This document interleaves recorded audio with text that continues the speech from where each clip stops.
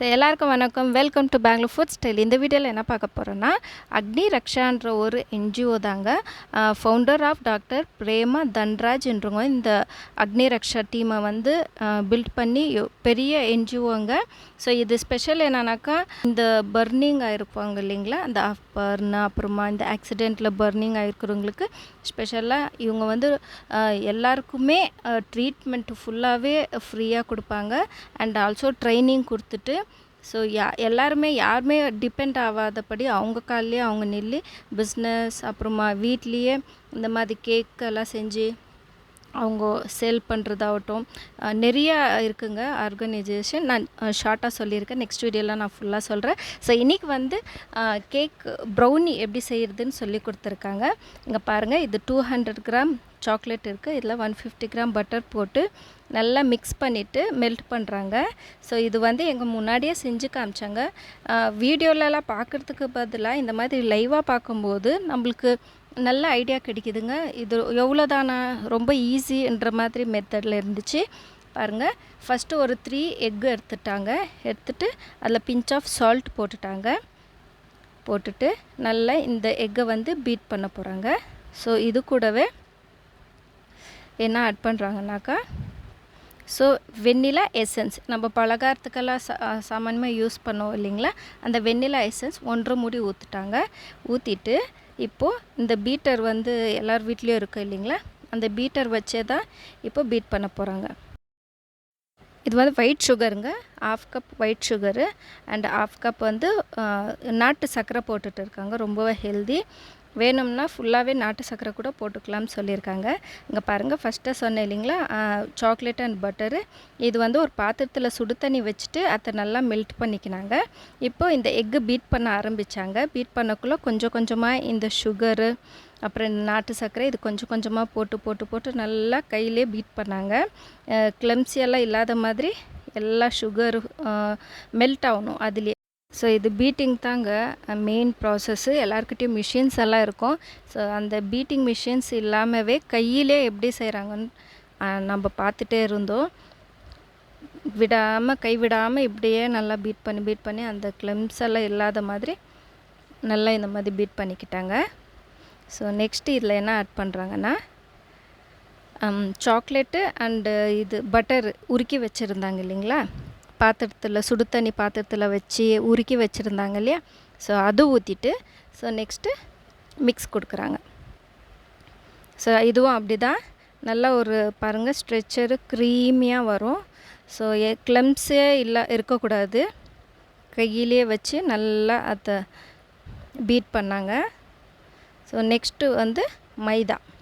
இந்த மைதாலே 3 வித மைதா இருக்குதுன்னு சொல்லியிருக்காங்க. இது வந்து பேக்கிங் மைதா அப்படின்னாக்கா, இந்த கேக் செய்கிறதுக்கு ப்ரௌனி செய்கிறதுக்கெல்லாம் மைதா 1/2 கப் மைதா, 1/4 கப் கொக்கோ பவுடர். இது தெரியும் எல்லாருக்குமே, கொக்கோ பவுடர். ஸோ அதுதான் கொக்கோ பவுடர் போட்டிருக்காங்க. ஸோ ரெண்டுமே மிக்ஸ் பண்ணிக்கணும். உங்கள்கிட்ட ஜல்லடை இருந்தால் ரெண்டுமே ஜல்லடை பண்ணி போட சொன்னாங்க.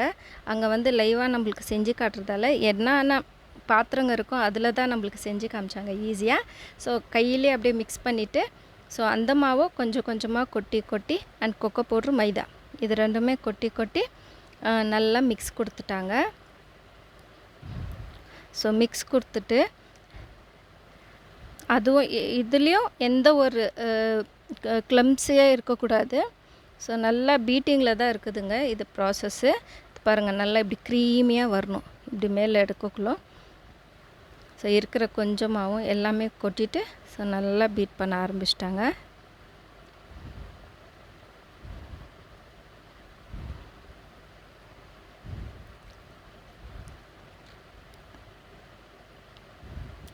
ஸோ பீட் பண்ணிவிட்டு ஃபைனலாக இந்த மாதிரி வந்திருக்கு பாருங்கள் ஸ்ட்ரெச்சரு.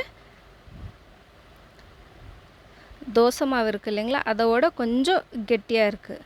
ஸோ எனக்கு அப்படி தான் தெரிஞ்சிச்சு. ஸோ உங்களுக்கு எப்படின்னு தெரில. இது பாருங்கள், கேக்கு செய்கிறதுக்கு ஒரு இது பேனு. ஸோ அதில் வந்து பட்டர் போட்டுட்டு ஃபுல்லாகவே ஸ்ப்ரெட் பண்ணி விட்டுக்கிட்டாங்க.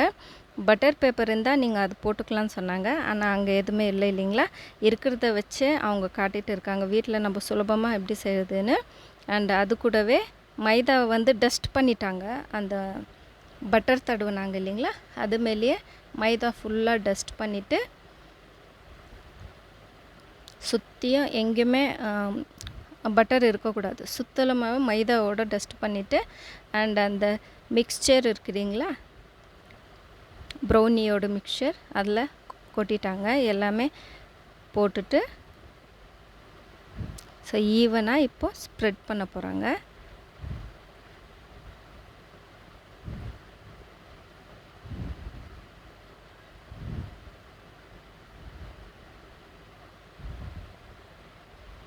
ஸோ ஈவனாக ஸ்ப்ரெட் பண்ணிவிட்டு ஸோ அது மேலே வந்து கட் பண்ணி வச்சுருக்க ஆல்மண்ட், பாதாம், உங்கள்கிட்ட வேறு ட்ரை ஃப்ரூட்ஸ் இருந்தால் நீங்கள் எல்லாமே போட்டுக்கலான்னு சொன்னாங்க. ப்ரெசண்ட்டாக பாதாம் இருந்துச்சு, அதை பொடி பொடியாக கட் பண்ணி வச்சுருந்தோம். ஸோ அது தூவி விட்டாங்க. ஸோ இதெல்லாம் ஆன பிறகு ஒயிட் சாக்லேட் இருந்துச்சு அவங்கக்கிட்ட, அது வந்து மேலே போட்டுட்டு அதில் டிப் பண்ணி விட்டாங்க.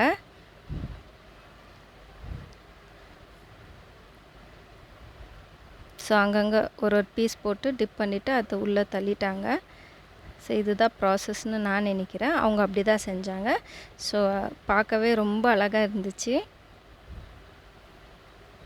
அவ்வளோதான், குக்கர் வச்சுட்டு அது உள்ள ஸ்டாண்டு கூட இல்லைங்க, இது பார்த்திங்கன்னா மூடி, ஒரு டிஃபன் பாக்ஸ் இருக்குது இல்லைங்களா, ஸ்டீல் டிஃபன், அதோட மூடி, அந்த மூடி உள்ளே வச்சுட்டு ப்ரீ ஹீட் பண்ணாங்க. 15 to 20 minutes குக்கர் வந்து சிம்மில் வச்சு ப்ரீ ஹீட் பண்ணாங்க குக்கரு. இப்போ சூடான குக்கரில் அந்த மூடி வச்சுட்டு மூடி மேலே இது வச்சுட்டு ஹார்ட்லி ஒரு 30 to 45 minutes இது வேக விட்டாங்கங்க. ஸோ நல்ல ஸ்மெல்லும் வந்துச்சு. அப்போ தான் இது ஓப்பன் பண்ணோம். ஃபஸ்ட்டு ஒரு 2 தடவை செக் பண்ணோம், மேலே ஒட்டுச்சு. ஸோ 3ஆவது தடவை செக் பண்ணக்குள்ளே கத்தியில் ஒட்டலை. ஸோ அவ்வளோதான், ப்ராசஸ் எடுத்துட்டாங்க. ஸோ இது இப்போ எப்படி கூல் பண்ணுறதுன்னு சொல்லிட்டு அந்த ப்ராசஸ் பார்க்கலாம். ஸோ நெக்ஸ்ட்டு வந்து ஒரு தட்டில் தண்ணி ஊற்றிட்டு இதை கொஞ்சம் நேரம் வச்சுட்டாங்கங்க. ஸோ கூலிங் ஆயிடுச்சு. ஸோ வச்சிருந்த உடனே சுத்தலமாக கட் பண்ணிவிட்டு ஸோ இன்னொரு தட்டில் அதை ட்ரான்ஸ்ஃபர் பண்ணிவிட்டு பாருங்கள் இப்படி வந்திருக்கு.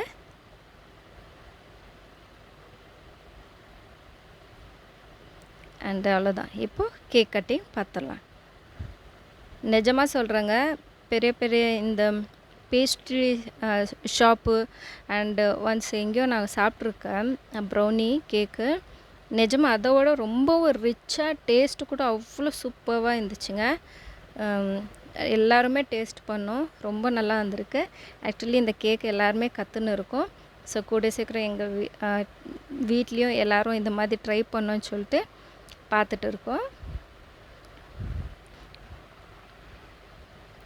ஸோ இந்த ட்ரைனிங் நான் போனதால் ரொம்பவும் யூஸ்ஃபுல்லாக இருந்துச்சு.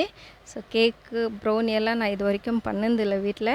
ஸோ ஃபஸ்ட் டைம் இது லைவாக பார்த்து கற்றுன்னு இருக்கேன். ஸோ எல்லா டீச்சர்ஸ் என் கூட இருந்தவங்க எல்லாருமே பார்த்து கற்றுட்டு இருக்காங்க.